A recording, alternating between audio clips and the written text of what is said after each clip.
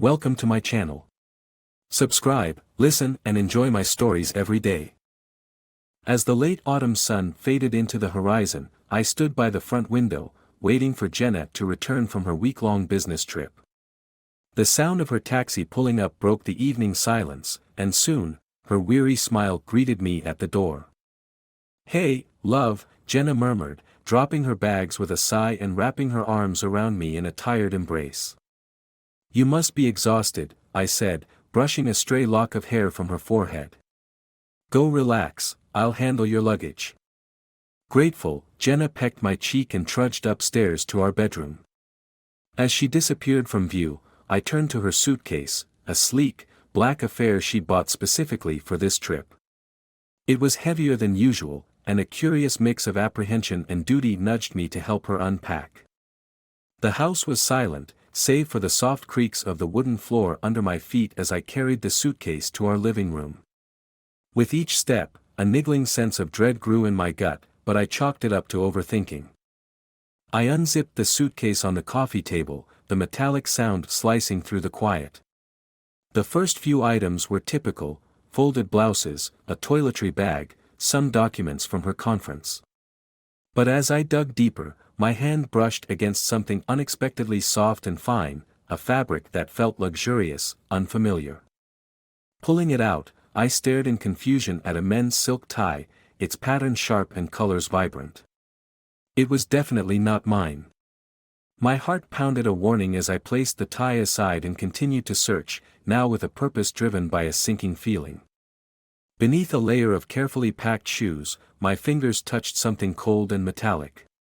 It was a pair of men's cufflinks, elegant and clearly expensive, nestled in a small velvet box. The pieces clicked together, a tie, cufflinks, none of which belonged in Jenna's world of female executive wear. "Whose are these?" I muttered, my voice a mix of anger and disbelief. The room spun slightly as I tried to piece together the evidence of betrayal right in front of me. The sound of footsteps startled me, and I looked up to see Jenna at the foot of the stairs, her face pale and eyes wide with shock. "What are you doing?" she stammered. "These," I held up the tie and the cufflinks. "Explain these, Jenna." Her face crumbled, the facade breaking. I can explain," she stuttered, but her voice was hollow, defeated. I shook my head, disbelief morphing into rage. "Save it. I don't know who you are anymore." The room felt claustrophobically tight as Jenna tried to speak, her words tripping over each other in a jumbled mess. "It was just a one-time thing," I was confused. "Confused?" My voice rose, sharp and bitter. "You brought these back in your suitcase, Jenna. How many times has it been?" She fell silent, the truth etched in the lines of her face, the absence of denials louder than any confession. In that moment, something inside me snapped. The woman I loved, the woman I had trusted, was a stranger now. As Jenna's pleas filled the air, begging for forgiveness, for a chance to explain, I felt nothing but a cold detachment settling in. "I want a divorce," I stated, my voice steady despite the turmoil inside. "And I'll make sure you regret this betrayal." Jenna's face was a mask of shock and pain, but I turned away, leaving her amidst the chaos of unpacked betrayal. The night air was brisk as I stepped outside, the finality of my decision clear in my mind. I would use everything in my power to ruin her, just as she had ruined us. This was only the beginning, and the intrigue of how far I would go to avenge my broken heart would unfold in the shadows of our shattered life. The morning after Jenna's confession was cold and gray, the weather mirroring the storm brewing in my heart. Sleep had eluded me, each hour ticking by with the weight of her betrayal pressing deeper. As the first light of dawn seeped through the curtains, I was already dressed, my mind set on uncovering the full extent of her deceit. I sat in the living room, the evidence of her infidelity, the silk tie and the cufflinks, laid out before me like pieces of a sinister puzzle. Jenna had left the house early, a mumbled excuse about needing air, but her eyes avoided mine, guilt written across her features. The silence of the house was shattered by a knock at the door. Reluctantly, I answered it, finding a delivery man with a large envelope. "Package for Jenna Hawthorne," he said, oblivious to the turmoil inside. "Thanks," I muttered, taking the envelope. The sender was a law firm I didn't recognize. Curiosity piqued, I tore it open, finding a thick stack of documents, legal forms and a letter that made my blood run cold. It was a proposal for a substantial investment in a startup, but the details revealed more than just a business venture. The partner listed was none other than Mark Davidson, the name embroidered on the tie. Armed with this new information, my resolve hardened. I had to confront Mark and see for myself the man who dared intrude into my life. I found his address in the documents, a sleek high-rise downtown. The ride over was tense, each stoplight a moment to gather my fury. I reached his building by mid-morning, the lobby bustling with people. Ignoring the receptionist's greeting, I made my way to the elevators and hit the button for the top floor. The doors opened to a luxurious office space, and there he was, Mark Davidson, standing by his desk with a view of the skyline behind him. "Can I help you?" he asked, turning with a polite smile that faded as he saw the tie in my hand. "I think you know exactly why I'm here," I said, my voice steady despite the anger boiling inside. Mark's demeanor shifted, the mask of politeness slipping. "Look, I don't know what Jenna told you." "Save it," I cut him off. "I know about the investment, and I know about you too. What I want to know is how long this has been going on." He hesitated, then sighed, running a hand through his hair. "It's not what you think. Yes, we got close, too close, but it wasn't planned. It just happened." "Just happened?" I scoffed. "You think that excuses it? You both betrayed me." Mark's expression hardened. "You don't know anything about our relationship. Jenna was unhappy. She came to me." "Unhappy?" The word echoed mockingly around the room. "And that justifies sneaking around, lying? What were you two planning with this new business?" "It's not like that. The business is real, and yes, we got involved, but it wasn't supposed to hurt anyone," Mark explained, his voice firm. "Too late for that," I replied coldly. "I want you out of the business and out of her life, or I swear I'll make this public. I'll ruin both your careers." Mark paused, assessing the determination in my stance. "All right, I'll step back. I'll sell my share of the business to you. It's clean, no ties to Jenna." I nodded, the first part of my plan falling into place. "Good. And one more thing," I added, my gaze unyielding. "Stay away from my wife." Leaving his office, the weight of the envelope heavy in my hand, I felt a bitter satisfaction. Jenna's betrayal would cost her more than she realized, and this was just the beginning.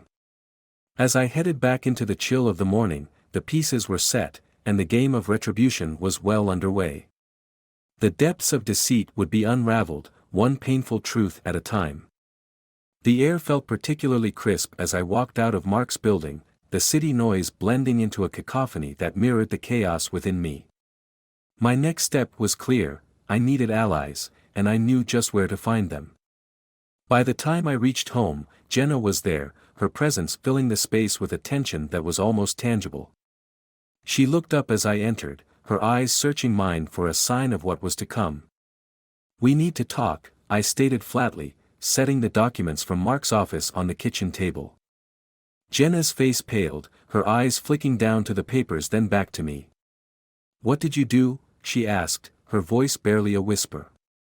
"I met with Mark," I replied, watching her closely. "He's agreed to step back from the business venture." "And from you?" The color drained from her face. "You can't control who I see or what I do," she shot back, but her voice lacked conviction. "This isn't about control, Jenna. It's about consequences," I said sharply. "Now, sit. We're far from done here." Reluctantly, she took a seat, her posture rigid. I pulled out a chair across from her and began laying out my plan. I'm going to need your cooperation if you want this divorce to be anything less than catastrophic for you. Jenna's eyes widened. You want me to help you? After you just threatened to ruin my life? It's simple, I continued, ignoring her incredulity. You provide me with everything I need to take full control of the business. In return, I keep this quiet. No scandal, no public humiliation. Her fingers trembled slightly as she considered her options. Finally, she nodded. What do you need from me? Everything. Emails, messages, financial statements. And I want a public statement from you, stepping down for personal reasons. Jenna sighed, a sound of defeat. And if I refuse? The alternative is much less appealing. Think about your career, Jenna. This is your best way out. As she agreed to my terms, I felt a twinge of victory mixed with an unshakable sadness. This was not the marriage I had envisioned, but it was the hand I was dealt. With Jenna's cooperation secured, I spent the next few days gathering all necessary documents. She handed over her laptop, her phone, all without a fight.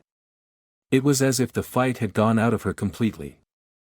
With the information secured, I arranged a meeting with Jenna's and Mark's business partners.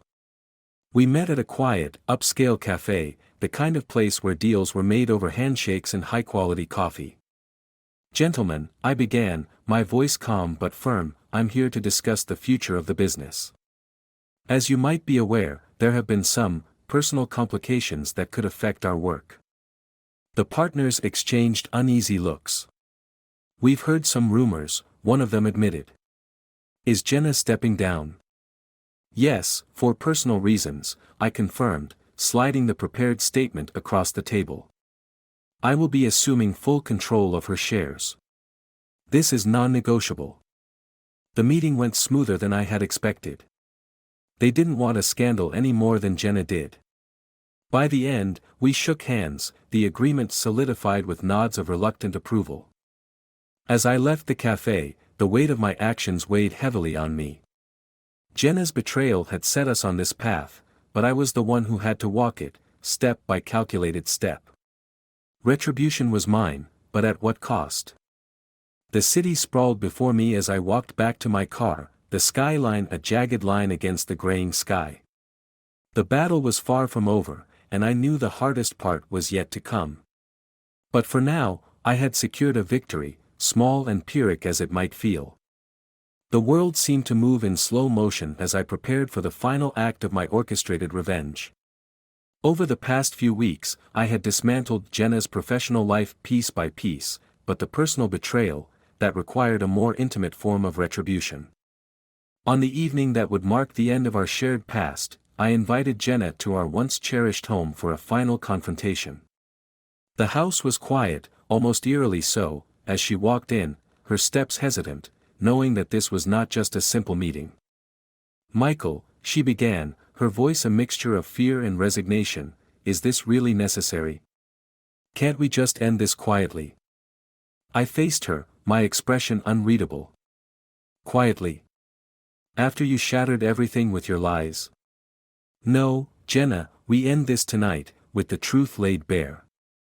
She swallowed hard, taking in my stern demeanor. What more do you want? You've taken everything. Not everything, I replied coolly, stepping closer. There's one last thing. Honesty. I want to hear you say it, all of it. Jenna's eyes filled with tears, her facade finally crumbling. I was lonely, Michael. You were always working, and Mark, he was there. It was a mistake. A mistake repeated is a choice, Jenna, I snapped. And now, you'll face the consequences. Pulling out a folder, I threw it onto the table.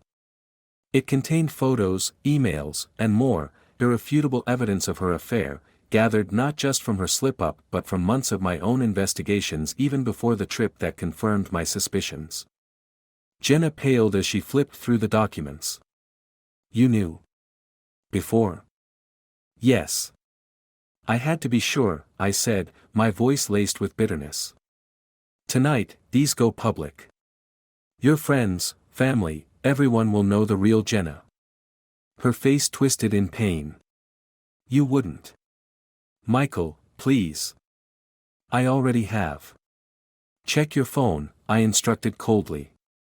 Trembling, she pulled out her phone, her face going white as she read the messages flooding in. Condemnations, confusion, and shock from those she cared about, they all painted the picture of a life unraveling in real time. This is cruelty, Michael. You've destroyed me, she cried, sinking into a chair. No, Jenna. You destroyed us. I just pulled away the facade, I retorted sharply. As she sobbed, the doorbell rang. I turned to see a man standing at the threshold, Mark. He stepped in, confusion etched across his face. Michael, Jenna called me, she said it was urgent. Yes, I invited him, I cut in before Jenna could speak. I thought you should be here, Mark, to see the results of your actions as well. Mark looked between us, the situation dawning on him. Michael, this isn't the way. It's done, I stated flatly, handing him an envelope. Your resignation from the business. You're out. And if you try to contact Jenna or return, the next envelope will be to the press with your part in this saga. Defeated, Mark didn't argue. He took the envelope and left, his exit as quiet as his treacherous entrance into our lives had been loud. Turning back to Jenna, I saw a woman broken, the ruins of her life laid bare. It's over, Jenna. Our marriage, your lies. I wish you never the peace you stole from me. With those final words, I left the house, leaving behind the ghost of a life that once was. As I stepped out into the cool night, the weight of my revenge felt both satisfying and heavy, a justice served but at the cost of a soul tarnished by the deeds necessary to achieve it. The intrigue, the deception, had all been unraveled, and with it, the last ties that bound us were severed forever. The echoes of betrayal, however, would linger, a reminder of the cost of trust broken and the ruthless path of retribution.